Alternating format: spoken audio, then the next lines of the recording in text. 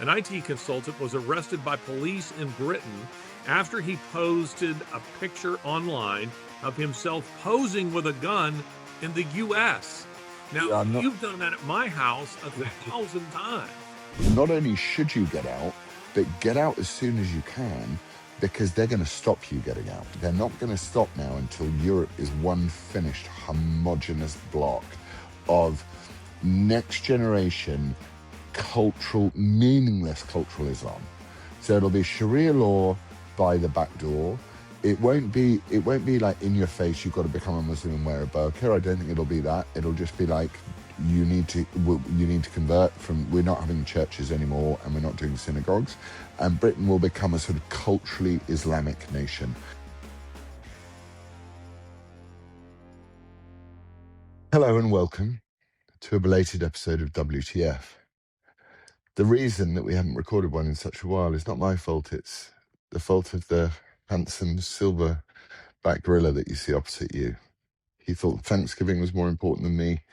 He thinks moving his mum into her new cottage is more important than me. He thinks everything is more important than me, but I've finally got an hour of his time to pick his brain. So here he is, Larry Taunton, ladies and gentlemen. Round of applause.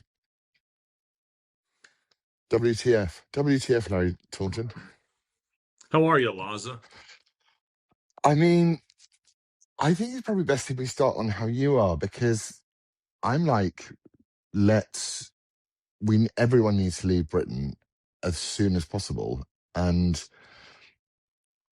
the Atlantic Ocean can divide us between Europistan and the last remaining parts of the Free West. That's how I am. I mean, I'm willing to rant if you want me to, but I want to start with you, because you have this habit of saying really interesting things that penetrate me and don't make me want to shout like a banshee about how screwed up my own country is. Actually, no, you don't. That's completely wrong. You have a habit of saying things that get our YouTube channel banned, you bastard. All right, you speak. Go on then. I'm all right. I'll tell you later, but I want to know how you are. How's it all? How was Thanksgiving? How is everything going? Well, first, let me say that I love your background there. The nice glow of the fire, and it's a very, very homey looking environment there. That looks like a good place to settle down with a nice glass of wine or hot chocolate and read a book. But things here have been eventful in my life, as I've tweeted just a bit. My mother, as we've mentioned on the show before, she had a stroke a little more than a year ago, and she's lived with us ever since, which has had certain ups and downs that go along with that. And we've been in the process of building a small cottage for her that's adjacent to the house, essentially part of the house, that gives her a degree of independence, and yet we can keep a very close eye on her. And here we were the weekend before Thanksgiving. Our goal was to get her in before Thanksgiving, before the entire family came, and we knew that she was really looking forward to that. Daily she would go out with her walker from her room and walk out onto our porch and look at the progress that was taking place there, and has been taking place there for many months, all summer. And so the big day came to move her in. The whole family came to help with that, move furniture in and move all her clothes and various belongings in. And we brought mom out there and sat her in a chair, and she's holding her great grandchild, Zachary's son, Matthew. And we said, Mom, now just sit right there. Don't move. We will take care of everything. And but you can't try to participate here. And she said, well, I feel like I should be helping. And I've said, no, you definitely should not be helping. Let these young men, let these young ladies do their thing. Well, everything was going wonderfully. It was really a festive occasion, and the Taunton girls, as I call them, my daughters-in-law, they were making an arrangement of her pictures to put on a wall. And mom got up without her walker to go over to tell them what she didn't like about what they were about to do. And she took a hard fall. She went face forward, hit a door frame, and that broke the side of her nose. Then she hit the floor very hard on this side, and that actually this side, but she did terrible bruising around her orbital, her cheek, She looked like her one of those elbow, crime. her She looked leg. like a crime scene photo when you She when you absolutely see did. like old lady mugged or beaten half to death survives. She looked incredible. Sorry, carry on.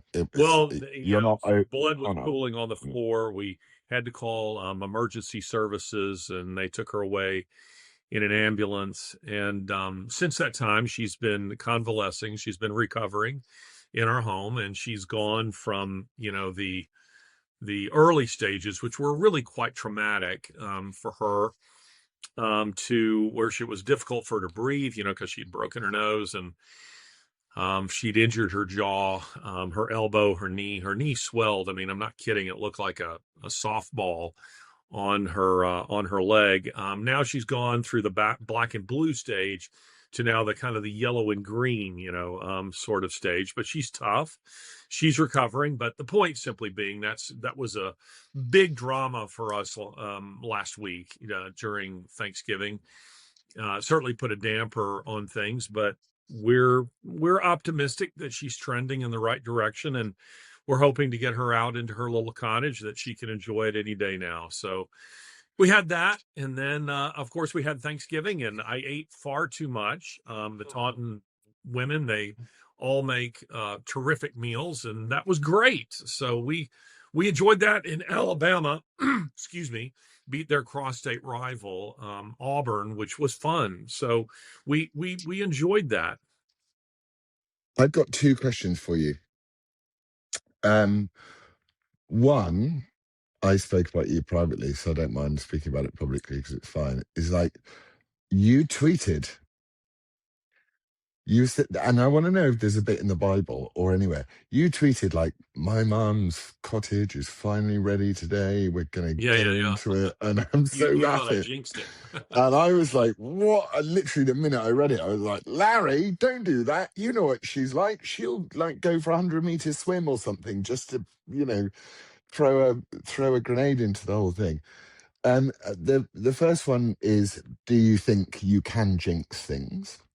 And the second question is, why does, because my mum took a major fall, like, similar, but she scraped her head. She fell down some stairs, but her head was gashed, and it was like, it was literally pumping blood out of it. It Yeah. was a major, major fall, and it healed so beautifully. So, can you jinx things? And why does God carry on healing right up until the moment where you stop becoming? It's amazing, isn't it? I'll start with the second one first. When I was in the hospital, and you've seen some of the pictures, my face looked like somebody taking a lawnmower, over my face. It was just a just bloody mess, and my nose was broken, both cheeks were broken, my orbital was broken, my jaw was shattered, and Steve Skinner, who you've not met, but dermatologist, great name for a dermatologist, and very dear friend of mine. You know, I had been smashed, and big um, cuts here and straight across my face, which sometimes you can still see. But the first thing he said when he saw me was, "That's going to heal beautifully because there's terrific blood flow to the face."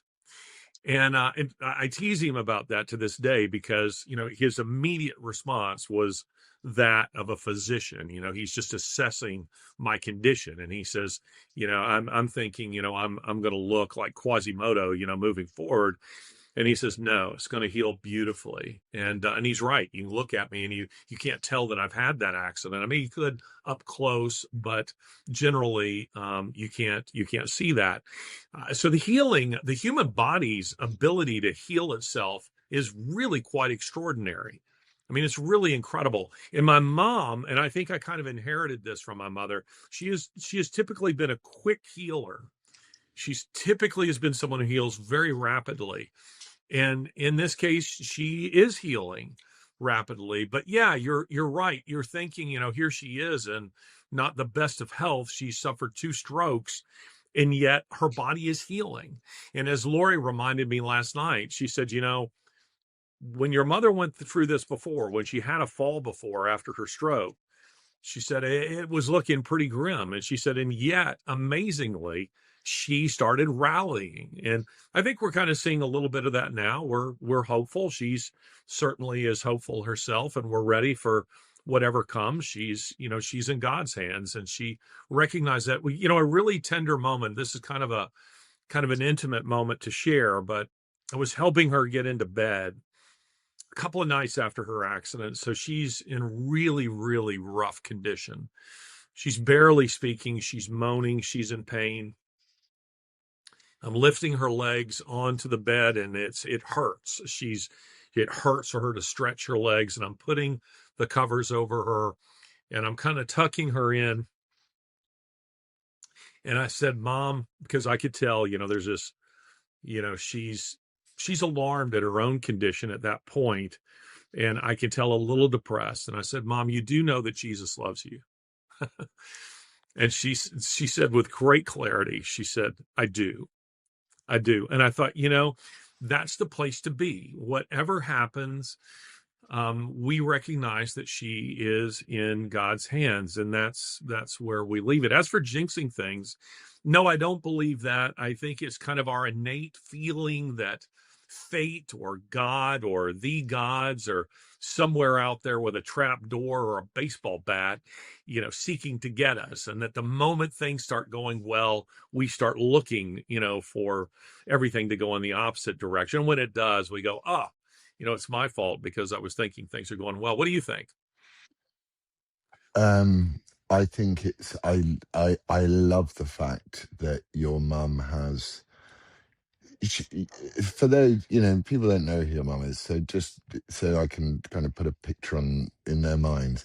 This is a very mischievous woman, very independent, mischievous, doesn't like the fact that she's sort of has any diminished capacity in any way, therefore doesn't like help. And I think it happens in a lot of people who are of more years. They've gone, I've changed light bulbs all my life. I'm getting up that ladder. So I think that I'm just grateful that she's, it people really underestimate what it is. Yeah, I wonder. I've got so many thoughts. This is my problem. You know what I hate? I'll tell you what I hate. I hate people that put their parents in homes when they get boring and difficult. That's what I hate. So the commitment that your family have made and you have made to your mum to make sure that she is around for her whole life, people who love her, support her, and will nurture her.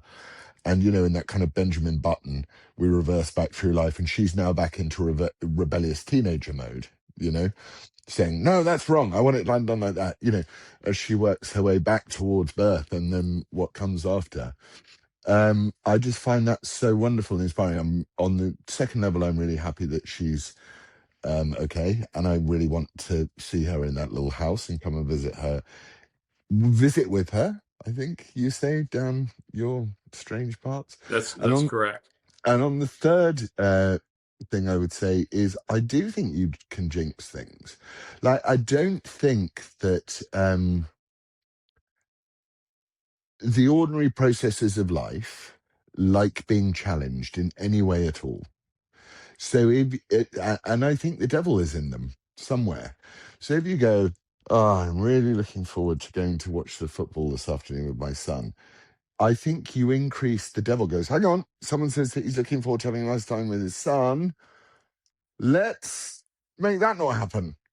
So I do slightly believe in jinxing. That's what I think. That's where I'm Interesting. at. Wait, is it interesting or is it? Well, as you articulate that, I maybe would put it slightly different. You asked if there's some sort of biblical substructure to this idea of jinxing things. we could say this, that scripture does speak of, a fall being preceded by pride. And so, maybe there's that element. But I think saying, I'm looking forward to my mom, getting into her cottage, or I want to spend time with my son. Those aren't prideful moments. Those are something, that's in a different category. However, I do think you can quote unquote jinx things if you like, or curse them if you want to use a, more biblical, vocabulary.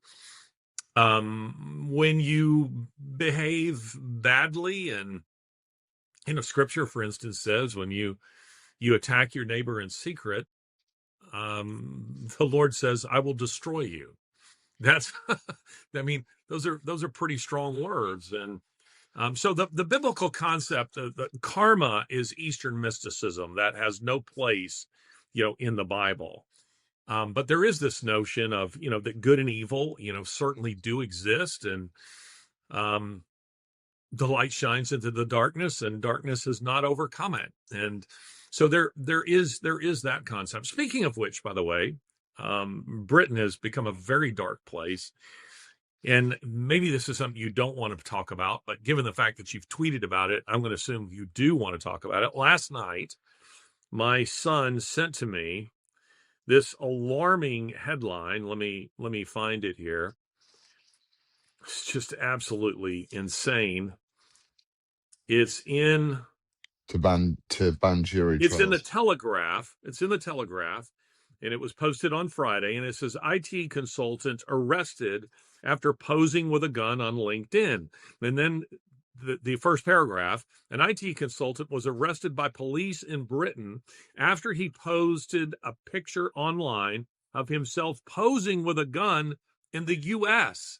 Now, Yeah, I'm not. you've done that at my house 1,000 times. Oh And no, you've I'm not. done it. This guy here looks like he is at a gun range. He's properly attired. He's wearing ear protection. He's holding this shotgun, a pump shotgun, I think, somewhat correctly.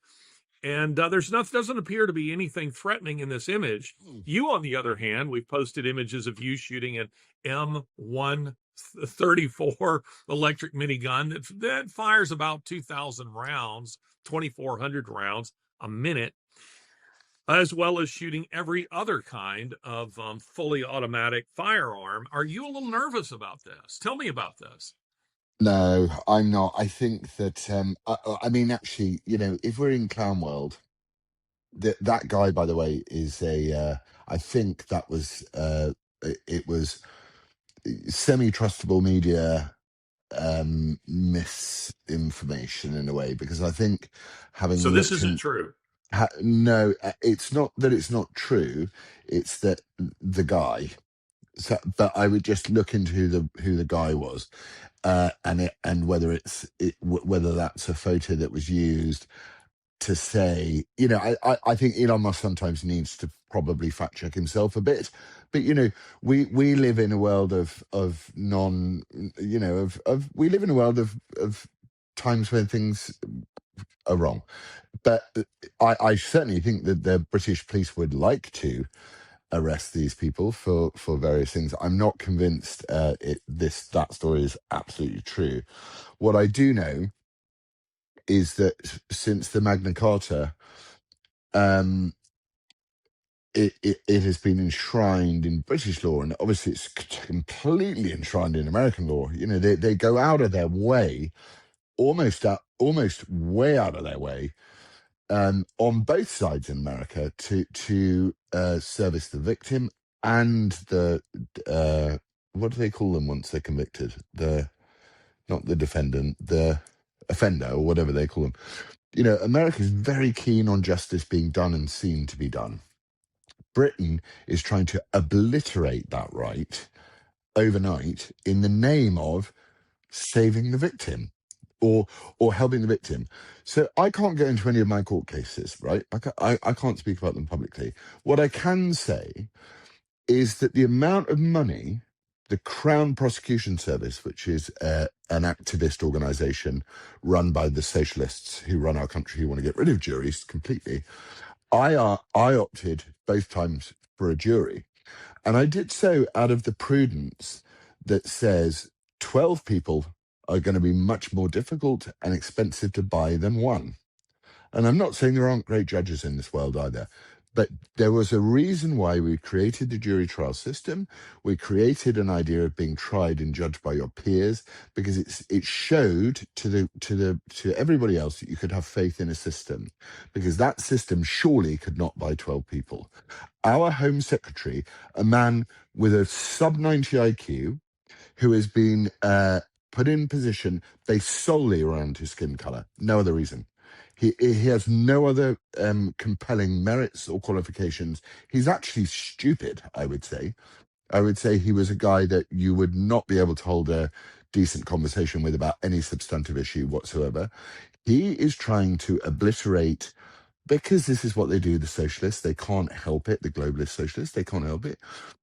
What they do is they go, we're only taking you away for crimes that get you 3 years in prison. Which of the crimes in this country get you 3 years in prison? Thought crimes. That's what you get put in prison for in this country, Well, for 3 years.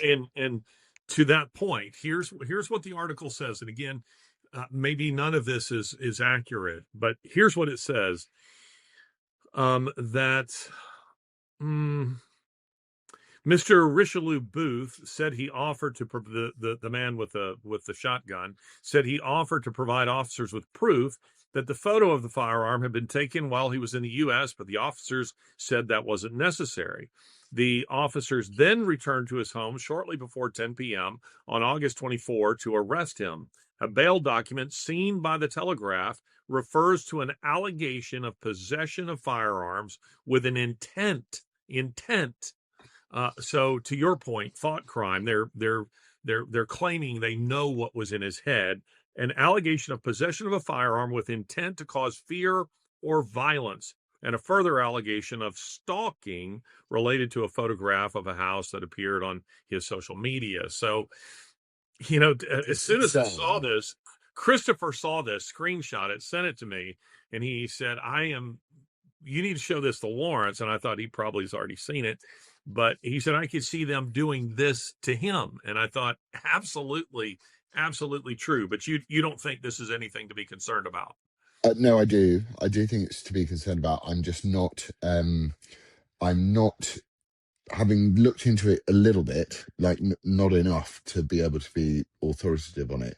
I'm not convinced that that gentleman wasn't being looked at by the police for other issues Gotcha. unrelated to the holding the shotgun. But even so, you're absolutely right. In America, this would be deemed, get off my land.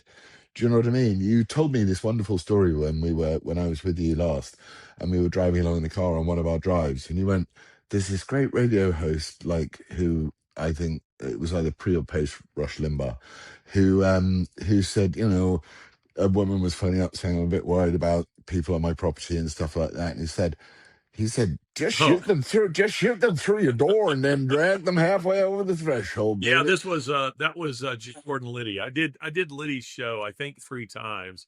And for the uninitiated, G. Gordon Liddy got his fame during the Watergate. He was really the only one who spent significant prison time. There were others who did, but he was sent to serious prison.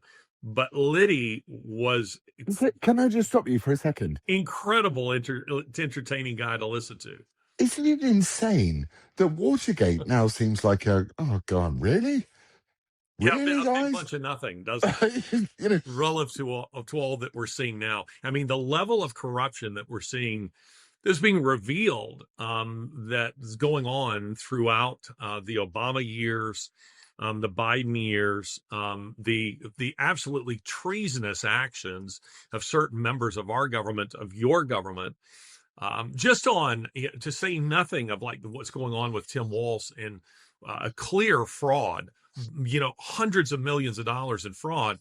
But to me, what Keir Starmer and his team, and the same with the left in this country, have done by opening our borders and importing Afghans, Somalis, various others, Pakistanis, Muslims, you name it, into our countries, it's not merely criminal, it's treasonous. Yeah. This is treasonous. And, something has to be done. Somebody has to go to jail for these things. And frankly, treason should be treated as historically it has been. And that's death penalty kind of stuff. It's the only time I'd ever sanction the death penalty, actually. It's the only time I think, because I do think that God ordains somebody to lead, right? So there is that. I'm very against death penalty generally, but the obvious treason against your nation, this Lammy man, he's so stupid. And you think, I think to myself, how much money is the public purse, so the British taxpayer, being charged to take me to trial twice over for things that are, in my view, I don't think they're a good use of time, is what I would say. How much money is being spent on that? I can tell you one thing: they're spending an awful lot of money, because when I look sideways at the other legal team, there's lots of them. So while he complained, he says, this is how we speed up justice. This is how we make justice more, the right. And I think restorative justice, so I want to talk about this as well with you. Restorative justice, the idea of justice is, in America, certainly, and I don't think it's written into the British Constitution because we don't have one, but is the right to a speedy trial. So if you have been wronged, you have the right to the defendant has a right to a speedy trial, and so does the victim of that trial. In Britain now, they're saying you've got to start paying reparations. I know it was popular under Biden, and I know in these soulless people that have decided to neglect the truth and therefore have to present a mirage of it, that they're saying, well, what we'll do to make everything better is we'll just put all the thought criminals in prison. If you've murdered someone, yeah, we'll give you a jury trial. But also we need to pay all the black people for, slave trading, which still goes on today, as everyone knows, in common sense land. I find the whole thing completely reprehensible. We have in Britain, in the last 2 days, two black MPs, and I say black because it's important that their skin color matters, because it doesn't in Alabama anymore, but it does in Britain. America is a constantly self-restoring country. It's constantly brilliant at this. But in England, we've got these morons standing up going, we now have to pay reparations. And I turn around and say, that's not restorative justice to do this. This is appalling. Where's the reparations for the dead white girl, the raped white girl? And where's the reparations for the white boy who is stabbed by the father, who decides to neglect him because the mother makes more money on benefits than she does on anything else? And this is an argument, actually, it's a very American argument, because it's been going on in America longer than Britain. But it is absolutely where Britain has reached now, is you now need to talk about reparations. And I'm like, no. We need to talk about jury trials, not reparations. Let's get our justice system in order before we start paying living people, for the wrongs of the dead. Well, I was looking for your tweet. I saw that you had tweeted, about this, about reparations for, all of these, you know, we'll say sexual assault victims, Rotherham and so forth. But I they're complete, white, a complete, so it's important that they're white. You've got to remember, they're white. They were picked because they're white. It was done yeah, for a reason. They were precisely, white. It's racist. precisely. America has traditionally been a melting pot, and the strategy of the left is to drive intersectionality. The idea of it is to create division at every crossroads. So that means you turn men against women, and likewise you turn black people against white people, against Hispanics, and so forth on down the line. What are you drinking there? San Ah, Pellegrino, okay. do you want to Well, become a it looks sponsor? like you're slamming back a bottle of white wine. Oh, no. Do you want to become a sponsor, San Pellegrino? I like him. He's very, very outspoken. He talk about the Italians like this. Giorgio Meloni, she loves the San Pellegrino. Become a sponsor. San Pellegrino, con Well, gas. I have to. Small segue. I drink so much water because I'm convinced it's the best thing in the world to go with all the other things like cigarettes and white wine, as you quite rightly pointed out. Anyway, carry on. There you go. There you go. I'm sure a bottle of San Pellegrino, cancels out the effect of It does. a Dunhill cigar. It's So, it's scientifically proven. I'll send you the data. A lot of it was written by Dr. Anthony Fauci. Have you heard of him? I'm sorry. Dr. Anthony Fauci. Oh yes, I He wrote seem to recall him. A criminal, isn't he? he Crimes no against no humanity, I he think. wrote the moving paper, the benefits of very expensive mineral water against the badnesses of Dunhill cigars. It would be more like him to write an article on the health benefits of drinking a liter of kerosene a day. That's more of the kind of thing I would expect from him. Yeah. But I'm in complete agreement, of what you've just said there, and certainly the left wants to create division at absolutely every Why? intersection Why? that they Why do can. they want to do it? So I've come to a conclusion, right? I've been thinking about this. I'm like, I've had a really difficult situation this week, and I can't. Again, lots of it I can't ever go into. I've had a very, very difficult situation where I've called two organs of the state, two of the major state organs. Say, I am very concerned about a family member I would like who I haven't seen or laid eyes on in a year. I have no idea what's going on with this person. Could you perform a welfare check? Because, that's what you do. You check that someone's okay. Uh, the first institution I called was the police.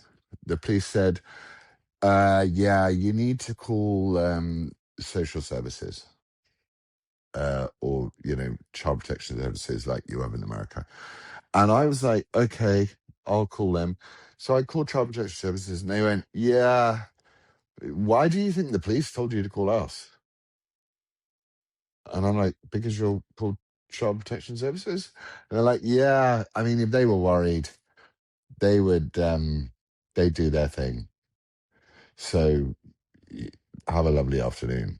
And I'm just like, the whole system is designed, we're paying for a system of incompetent idiots to Is it in, pardon me, is it so but that sorry, incompetence? I need to finish the point, which is the My why. apologies. No, it's not your fault. It's because I got emotional when I was thinking, and it shuts your brain off for a second, doesn't it? Why do these people who are created by God and who have souls, so they do have them, and they just choose to neglect them? Why do they think that the pretense, the mirage in the desert of going, oh, look, I have a soul, be kind, trans women are women, hope not hate, globalize it potada, from the river to the sea. Why do they so seamlessly flow through evil with us just kind of watching exasperated before, and none of us do anything about it except voting Trump, which is the best thing that happened ever. But why that I'm sitting there going, there's videos circulating online, it's like hope, kind, love conquers fear, global, but 2 seconds later it's like globalize the intifada and it's kill all the Jews. And I was asking a family member about this. I said, why does everyone hate the Jews? I mean, why is it acceptable to hate Jews? And they said to me, um, it is in our nature to put all of our blame on somebody else. It's in our nature to blame our own sin on somebody else. And therefore, the Jews are perfect for this every single time. Because they're small, there's every chance that people will get on board with it. They're not a big, scary, influential community. But I've decided that it's a conscious decision not to be the exact thing they accuse you of, but to have to be the exact thing they accuse you of, because their entire intellectual construct depends upon the fact that they are right, you are wrong, therefore anything they do is excusable. Is that sort of acceptable thinking? Yeah, I think that makes some complete sense. I'm mindful of a Russian historian by the name of Roy Medvedev, who said this. He said, every despot seeking to build a cult of his own personality needs a scapegoat. And so, the Jews have consistently been that scapegoat, in part because they have achieved in some quarters of some societies incredible influence, and they have flourished in some cases, as a people. And resentment is inevitable in situations like that. And it's interesting to me, when someone does something that is evil and awful, their ethnicity or their religious background is almost never mentioned unless they're Jewish. So the idea is always, that somehow those two things are linked. And so anti-Semitism, that strain, runs through various cultures, and increasingly in the West. And that's because billions of dollars of Arab money are flowing into the West, into universities and into news media, because they've learned that the game, that they can have enormous influence there. And along with influencers, people who do what we do for a living, paying them to push a particular narrative, and that is usually one that is pro Islam, pro Arab, pro Palestine, Palestinian, and anti-Jew, anti-Israel. So we've seen that rise here, dramatically in the West. But there's something, what you were talking about earlier about your conversation with child services and the police department. There's something else that I talk about in my book that through my own kind of experience, where I felt beaten down, by the system. And that was during the process in my book, The Grace Effect, where I'm telling the story of Ukraine, Russia's history, through the lens of our experience adopting our lovely daughter, Sasha. Well, we were there. We spent so much time there. And they deliberately, some would say, well, it's just because they're incompetence. Well, incompetence does exist in Eastern European, especially Russian and Ukrainian bureaucracies, but there's also malevolence. There's a kind of evil that's what I call casual evil. And that's because the devil is a bureaucrat. The devil loves bureaucracy. And, the creation of lines and in government offices where you're dealing with people who are indifferent. And something that sometimes it takes an outsider to your culture to point out things to you about your culture. And when you were here, a few weeks ago, a month ago, and you're just with me, we're running to the grocery store and we walk in and you are looking to get some avocados for Lizzie. And we see a man working for, I think this was Publix restaurant, grocery store. And we go in and we see this guy working in the produce section. And we asked him, do you have avocados? And he goes, and holds them up, and he takes pride in his work, and he's genuinely trying to help you. And then we go over to the meat department, and there a woman was very helpful, slicing up some meat and telling us where to get the next thing that we need. And then we went to Home Depot to get a few things, and a guy there was very helpful. I think we mentioned this on the last WTF.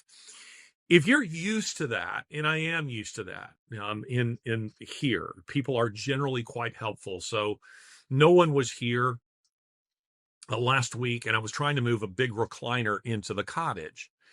And I see a couple of guys next door, this house that's being built next door to me, which you've seen, a couple of electricians coming in and out of that house. And I said, pardon me, guys, I know you're very busy and this kind of work is beneath you, but could I borrow you for 3 minutes to help me put this chair in this house?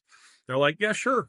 So they both pop over. And I said, look, I'll give you a beer or something. And they put that chair in the house. And I said, let me run to the refrigerator. And they said, no, sir, you don't owe us a thing. We're delighted to help you. And that's more of what we're accustomed to seeing in my part of the country. That's very, very typical. But when you were here, you really honed in on that. You were like, wow, you just wouldn't see that, in London. And I think it's because a dehumanizing aspect of civilization is the increasing incivility bordering on barbarism, where your own government agencies are kind of weaponized against you, not because they've been trained to do it or they're told to do it. They just get to a place where they're just indifferent to other people and they just don't care. And I compare that to, I'm having a bit of a problem with something. I call a local government office. They say, we'll handle it. They call me back and they say, look, we just happen to notice on the tax records, I wasn't even what I was calling about, that you're paying too much.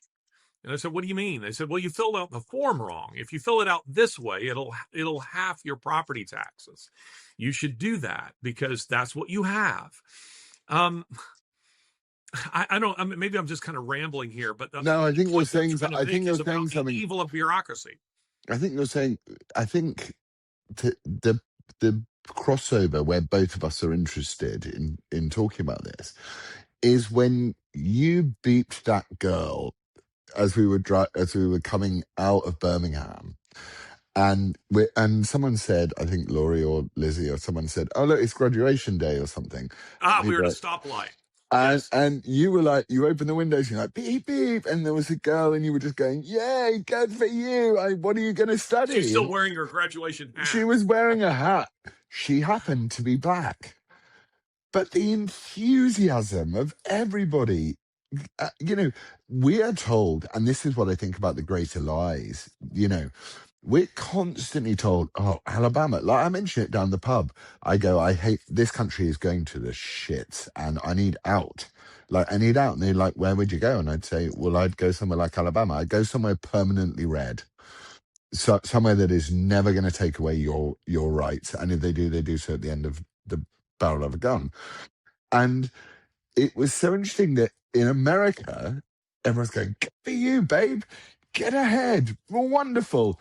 Whereas in England, they will say to a girl of her age, "Not only are you never going to succeed unless we give you success, irrespective of your merit, but even if you do succeed, you won't succeed to the full potential of your thing because all of these white people hate you." And that is the story you expect to hear from Alabama, from Mississippi Burning and all of the older movies. But actually, Britain has moved really from a classist society into this, as you say, however you can divide intersectional um, divisiveness of critical race theory and wokeness. And for MPs to stand up in the House of Commons and go, "We need reparations for these things," and I'm like, you show me, the most expensive, most well-paid basketball player in America. I'm pretty confident he's not going to be white. And, I'm fairly confident he's also probably going to be able to trace his lineage back to the slave trade.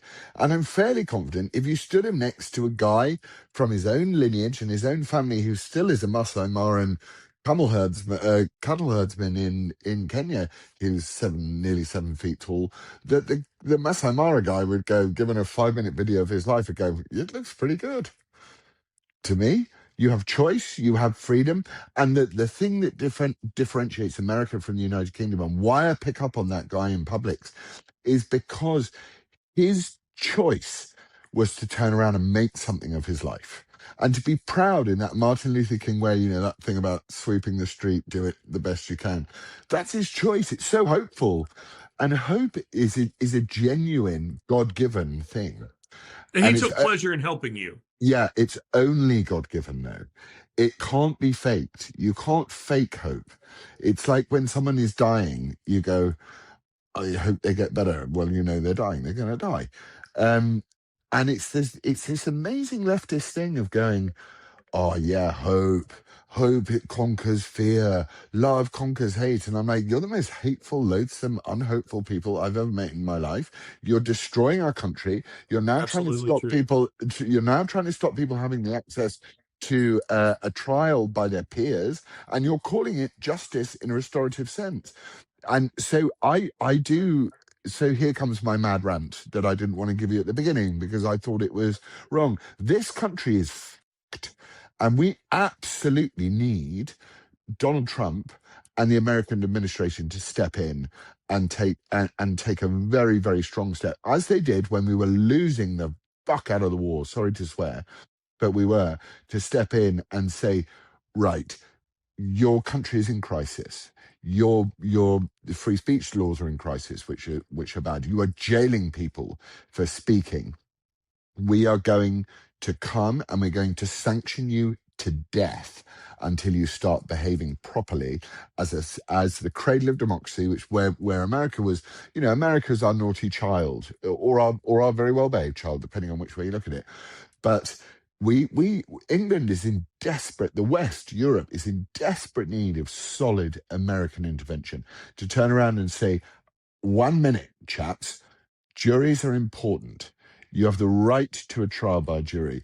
You have your Miranda rights in America. These things are sacred in American trial systems. You're absolutely, if someone doesn't put the Miranda rights out, in England, they're just seen as like, you have the right to whatever, shut up. But if you say no comment, I had a friend of mine, well, not a friend of mine, but someone I knew, had the police climb over his wall on the weekend, grab him, seriously injure his arm, throw him up against the car, drag him away from his children and his partner in a police car, take him to a police station, wake up next morning and go, oh, sorry, mate. Yeah, we got it wrong.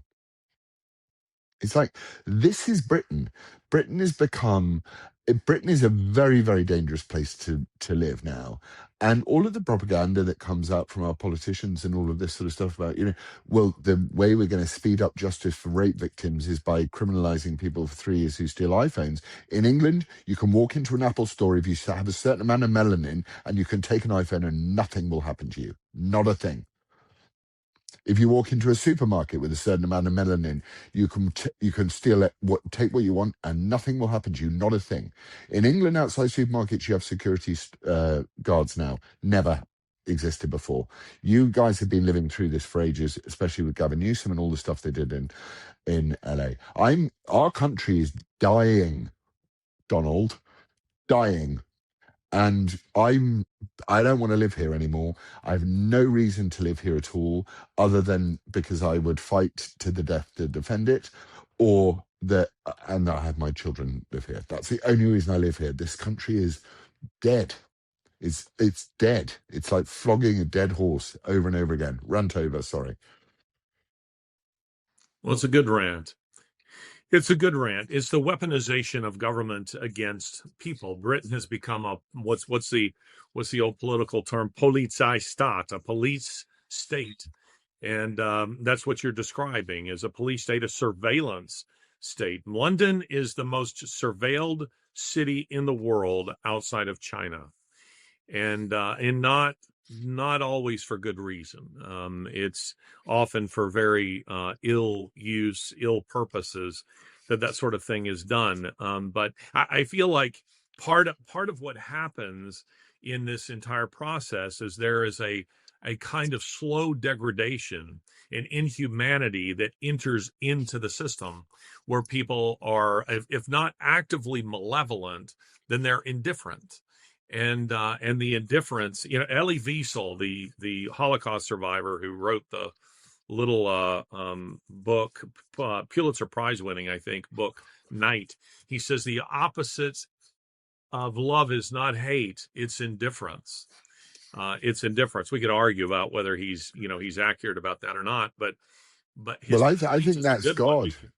God. Pardon God me? is there. God is there. In that statement, I know it's true because it's true from God. You're hating. God does not want you to hate random things, so you're not encouraged by God to hate random things. All of our the thing, you fight against principalities and all of this. You're not encouraged to hate things by God. He's not a huge fan of hating, and therefore it would be seemingly correspondent to the way that God would think, which was, your indifference is going to be better than your hate. I think that's a kind of a good thing. But indifference to wrong to outright wrong drives me nuts. It's like when something is being done to you and you're just indifferent to it because you can't be bothered. That's what drives me nuts. I'm just like, where is the balls of this, of humanity? Where are they? Anyway, I'm ranting now. I knew this would happen. That's why I wanted to do it at the end. Well, I mean, it's worth ranting about, but indifference can be, depending on what the thing is that you're indifferent to, but it can often be a very inhumane. And when someone is calling and expressing a concern for a loved one, as you did, and the response is kind of a, just not particularly interested, that kind of indifference in my mind is evil. And you see it becomes embedded in bureaucracies. And I'm mindful, I've gone back to read, some of the founding documents, of this country. The Federalist Papers are worth reading, in part because they're just full of they're just ideologically rich. They're just beautiful in terms of the thought that went into it. Written by um teenagers. Pardon me. Written by Yes. teenagers. Yeah, Just to remind our essentially. audience, written by mostly teenagers. Superbly educated young men, working out the complexities of government, but always at the forefront is individual liberty. How do we achieve that? How do we maintain dignity for the human being? And historically, in the United States, government has been viewed as an institution that exists for the people. We are now moving in a direction where it exists for itself. It exists for the enrichment of those who are a part of it. It exists to oppress people, to weaponize it. And of course, you're much further down this road in Britain than we are here. But I've been alarmed by watching it in Britain, living in Europe and being in Europe so often. A few months out of every year, I'm typically there and seeing it and experiencing it. I find it really quite incredible. And just a little example of this, that again, to an American, particularly to my part of the country, witnessing this kind of thing, you just think to yourself, wow, this is just incredible to me. But there's a restaurant that I frequent. There are actually several that I frequent in Rome. And I've come to know several of the owners of these restaurants and the members of their staff, and they tend to treat me very, very well. And it's a good place to sit and write. In America, for Americans who don't know this, in America, we're used to having coffee shops and this kind of thing where people go and work. Just not a thing in continental Europe. People just don't do that. So I had to try to find a place where I could work, because I like to be around other people, and I don't want to sit in a hotel room, very sterile and alone all day. And so I've made friends with a couple of restaurateurs, and they take very good care of me where I sit and I work. And one of them was telling me that one of these beautiful piazzas, one of these beautiful squares in Rome, that she had, during the high season where it was very busy, she had put more tables out in front of her restaurant, and so thus extending out into the piazza. But we're talking about an enormous piazza. We're not talking about blocking any cars or any sidewalks or anything like that, just simply adding a couple of tables. And she says the next thing she knows, the the police show up, and they take out a tape measure, and they measure that she is 10 feet out from her restaurant, and she is fined 30,000 euros, and she is forced to shut down for a week. It's just absolute insanity. It's criminal. And of course, it was extortion. It was just an effort to extort more money from someone who has succeeded wildly in that country. And yet, here was the attitude of government. And I compare that to, and by the way, I am in no way suggesting that in my part of the country or other parts of the United States, there are not massive abuses of power. These things exist here, they exist everywhere. They're just simply not as common in this part of the world. But I'm much more used to a collaborative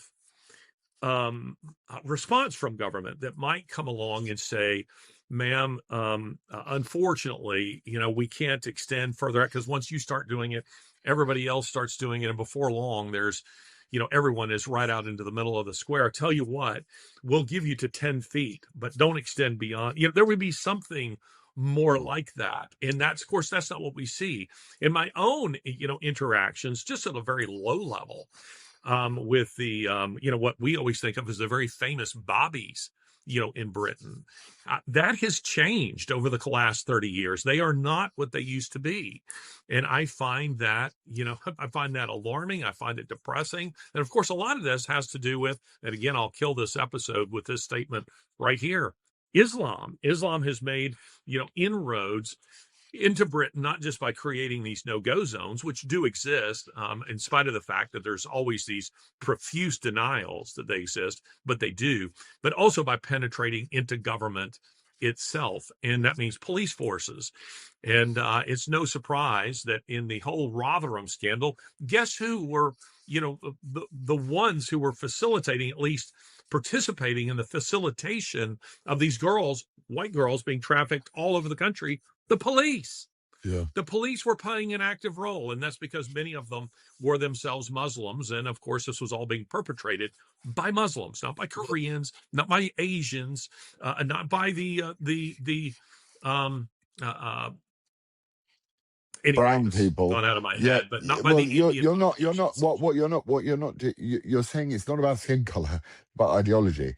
And also I always find that funny when people say that, being sort of even mildly skeptical of the death cult is racist, because you show me a ginger haired Chechen Muslim, he's a white guy. Christians come in all colors and skin colors, and so do Muslims.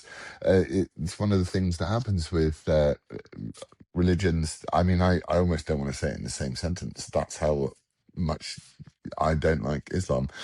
But it's strange to call it a racist attack, whereas when it happens to a Christian, you can't call it a racist attack, because Christians. And there was this black dude. I watched this black dude on the internet, and he's like, "Westness is whiteness," because there's a sort of there's an influence element from the black community who got on and made money and doing well. And they're like, it was because white people engaged with the Bible and they loved the Bible, and that's what they did. And, they did some wrong things and all that shit. But Westness is whiteness. So you get rid of the white people and replace them with Muhammad and Iqbal, you got some war. That's what you're going to have. And I'm like, so it doesn't go viral because it's a black guy saying it. If a white guy said it, it would be the end of their life, whatever they did. So I find I find the subversion of our, and also this no-go zones things that you're saying, they're publicly proud of it now. So when Aston Villa, a football club in Britain, publicly banned the opposing fans from coming, Maccabi Tel Aviv. Oh, where do they come from? Do you think? Okay, yeah, they were banned from coming to Aston Villa Stadium. But the next week, Aston Villa were playing a football team called the Young Boys from Switzerland, who have the worst hooligan record in Europe, but they're okay. So it's crazy. I mean, it's just crazy. But Well, it's about ideology. I It's think not people about have, race. but we have to push. The left are good at this, so I think we have to push back and turn around and say, I don't like your ideology, and the reason why I don't like your ideology is based on facts. Burn it, burn. Well, this one I have very carefully marked. So this is a little study one. Listen, this is kind of related to this, which I thought was fascinating. I've been reading a book largely unrelated to anything we're talking about here, but just over the holiday, I try to get away from my work in some sense and read something that's just entertaining. And I've been reading a book called Ghost Soldiers. It's the true story in World War II of the largest rescue mission that was mounted in the Philippines, and that says MacArthur's troops were advancing. The Japanese were retreating, and they were killing American prisoners, putting them in air raid shelters, dousing them with gas, and setting them on fire. This was happening, and so they were afraid that these soldiers that were emaciated, they'd been starved, many of them been beaten to death in Cabanatuan prison camp, roughly 500 of them, that they would be killed. So the U.S. Army Rangers were sent in to rescue them, and I thought this was great. That even that this book would tell this story is fascinating to me. But their commanding officer, Colonel Musey, when he was selecting from the larger body of Rangers, the men who would go, he ended by saying this. He said, I will take no atheists. No atheist will go on this trip.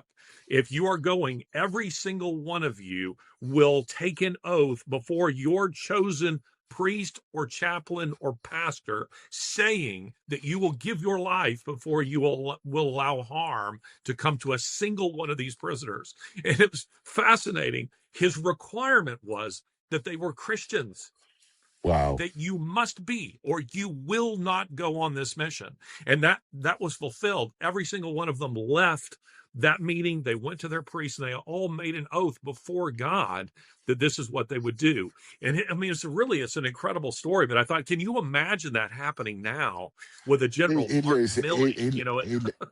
Well, any person who did that now would be vilified, his career destroyed, and and so the good men, the sort of the anti-natural selection of there is something so much as good breeding, and there is nature and there is nurture. There is. I'm sure some of my ability to act in front of a camera probably came from my family. I'm not denying it, but the nurture of it is so important. But some of the fundamentals we have become so unmoored from. I know that America has its, America is built on much stronger foundations than Britain is, but we are so unmoored now that Peter Hitchens said over the weekend in his article and in his He's a piece of work. I know Peter reasonably well. but he said, not only should you get out, but get out as soon as you can, because they're going to stop you getting out. And I agree with him. I think that Europe is going to, the next map of Europe, as I've told you before in our conversations, in my history class in school, we had maps of Europe. And Poland sometimes was massive, sometimes it was small, sometimes Belarus was quite big. And you're like, what's Belarus? Why is that doing so well? And all the countries change size. But I think they're not going to stop now until Europe is one finished, homogenous block of next generation meaningless cultural Islam. So it'll be Sharia law by the back door. It won't be like in your face, you've got to become a Muslim and wear a burqa. I don't think it'll be that. It'll just be like you need to convert from, we're not having churches anymore and we're not doing synagogues, and Britain will become a sort of culturally Islamic nation. And I desperately don't want to spend the fleshly years that God grants me on this planet here at all, other than to be with my children and hopefully persuade them that you can live a happier life somewhere else. I've never felt so hopeless for my own country. So sad.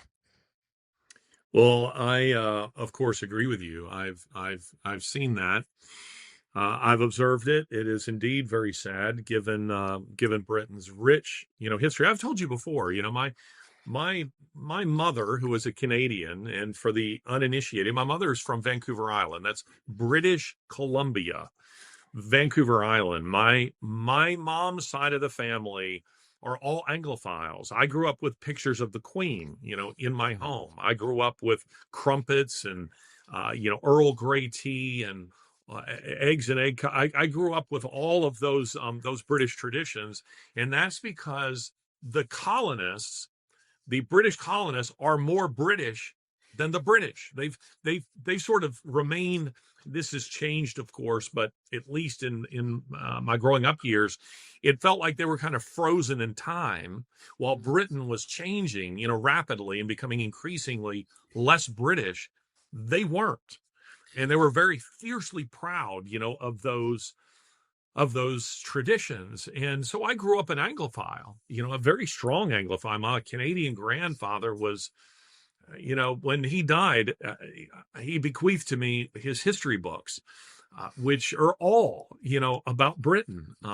They're about Winston Churchill. His hero was Winston Churchill. I kind of inherited that from him too. And so it's very sad, to see what is happening to Britain. And if you haven't been in Britain lately, the members of this audience who are Americans or otherwise, if you haven't been there, in decades or maybe never, I assure you that the quaint images that you have of Britain do not match the reality of what Britain has become. London at one time was my favorite city in the world, bar none. I've always been slightly anti-Paris. And that's partly because I look They're at cheese the eating history of, surrender monkeys. That's why. I'm sorry. They're cheese eating surrender monkeys. Well, I think in terms historically, Britain has a history. London has a history of heroism. It at one time, ruled, quarter of the Earth's surface and did it fairly benevolently. I mean, I've had people in former British colonies tell me they wish the British would come back, and I say, you don't now, not this bunch. They're not the ones that you want to see come back. But Britain, Victoria sent her missionaries, all over the world. And of course, our own country, our own form of government was birthed, by Britain. You compare that to Paris, France. It's more of a history of cowardice, certainly in recent, you know, um, uh, Well, decades. And their idea worshippers, the French and the Europeans. I can't bear them because they worship ideas. I think it's dreadful. they worship ideas, and it's also a strong history. London has had a strong history of a Christian history. Paris doesn't. It's always been strongly pagan and hedonistic, very, very different. And this isn't a conversation about, the beautiful art or the museums or the architecture there or the restaurants that you can enjoy. I'll be in Paris in a couple of months and I'm sure I'll enjoy myself. But when I look across its history, I don't revere it the way I do the history of Britain and London. Such a great hero. Here's a good little story for you.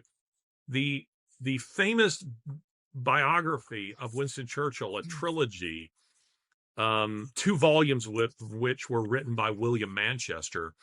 Paul Reed wrote the 3rd volume, and Paul is a good friend of mine. But he was telling me Manchester was dying, and he hadn't finished the trilogy, so he's kind of interviewing historians who might finish it. And he was telling me that this one particular woman who ended up winning a Pulitzer Prize for a garbage book that she wrote, but that she wanted the job, and she's sitting. So Manchester told her, "Go and write me a chapter on the Battle of Britain," and she did, and she brought it back, and he read it, and he was infuriated because she referred to the British people, Londoners, as victims. And he threw down the paper, and he said they weren't victims; they were heroes. They were heroes, and thus he deemed her completely unworthy. You're ideologically ill-suited to write this. You can't write it. And he chose Paul Reed, to do that. That's what I think of when I think of London. And so there's a certain tragedy when you go there now and you see what's happening. You read stories like this one. We see the way you've been treated, and many others like you. It's astonishing. Well, yeah, I couldn't agree with you more. That all I can say to David Lammy, our Home Secretary, is you could clear up, a lot of days in court by not trying to persecute politically dissident voices and trying to shut down free speech. And your excuse to say that the victims deserve swifter justice is not based. It's based around the fact that you waste out of one side of your mouth, you'll talk about we need to speed up the system of justice, and out the other side of your mouth, you'll talk about reparations. And I don't respect people like that at all. And I'm kind of done with them. So anyway, we're also at 1 hour 10 minutes. So I'm kind of done with you because I've got to cook some food for my. Well, actually, Lizzie cooks the food. I just stand there and go, Well, why don't you can I take us out? Well, can I? you look like you've been basically reclining throughout this entire Well, episode, I have. I like literally am. I am reclining. like a Roman tribune. I half expected you to be laying in Lizzie's lap and she's feeding you grapes, or something like that. I'll get that for the next one. But she, as our audience know, outside that window just over there is was my studio, but that studio has now been flattened to the ground. Another great message for people, and for Why is that? a bit. I'll tell you why. Because the amount of money, which I'm not going to say what it costs, but it costs a lot of money to build the new studio and the new pot plate garage and the new annex. It's similar to what you did. The amount of money that you spend to do that in England on, where we live used to be underwater, how many hundreds of thousands of years ago, Peldon clay. It is the most dense thing. So they do this thing called, they create a floating raft. It's not floating, it weighs, 150 tons more. And you put the building on it, and as the ground moves, because it does a lot, it moves with it. Pretty much all of the money we're spending has been done underground. And I spoke to this guy today, and I thought this is a good way to take us out. He's a beautiful guy. He is precision sharp with a digger. He is just one of these great, great men of of the earth. And I said, isn't it amazing how much of this is never going to be seen by anybody? And he went, yeah, that's the only thing that gets me about this job. All of this that I'm doing, because he was doing these very intricate things and building bridges of steel rafts. And he said, no one's ever going to see it, are they? And I went, but it is there. And I suppose that's the message one's got to pass out into the world, which is these foundations upon which we're worried about the frail little single courted bricks or the wooden houses, they can fall down, but upon those foundations again can great things be built. That's what I would say. That's the only It's hope a I have. beautiful ending. Love you, Take and care, brother. love to your mum and your family. I'll tell her that's meaningful to her. She appreciates that. Amen.